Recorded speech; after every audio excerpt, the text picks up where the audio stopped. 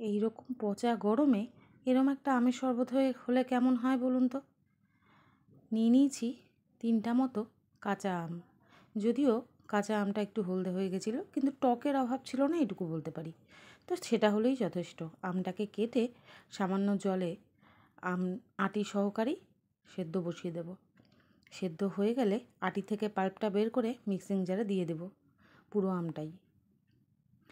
একটা কাঁচা লঙ্কা নিয়ে নিয়েছি, 1 মুঠো পুদিনা পাতা, ভেতর থেকে ঠান্ডা করবে শরীরটাকে। পরিমাণ মতো লবণ আর 1 কাপ চিনি ভালো করে ব্লেন্ড করে ছাঁকনিতে ছেঁকে নেব।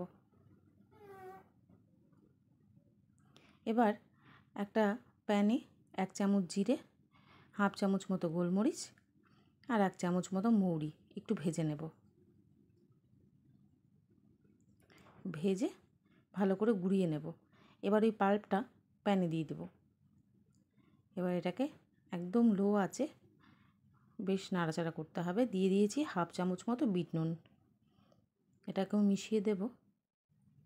বেশ অনেকটাই যখন টান টান হয়ে আসবে, আপনারা দেখেই বুঝতে পারবেন জলটা শুকিয়ে গেছে, তখন ওই ভাজা মশলাটা এর মধ্যে দিয়ে দেব।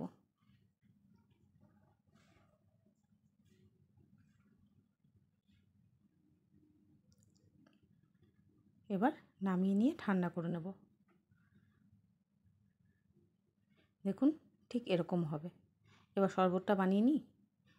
বরফ কুচি দিয়ে দিয়েছি, 2টো লেবু স্লাইস আর 4 চামচ মতো এই মিক্সটা। এবার ঠান্ডা জল দিয়ে দেব। নাড়িয়ে নিলেই রেডি আমাদের আম পান্না বা আমের শরবত। অসাধারণ হয়েছিল খেতে। এরকম গরমে এই 1 গ্লাস আমের শরবত কিন্তু আপনার শরীর মন দুটোকেই ঠান্ডা করে দেবে। কথা দিচ্ছি, একবার বানিয়ে রাখেন, অনেক দিন চলবে।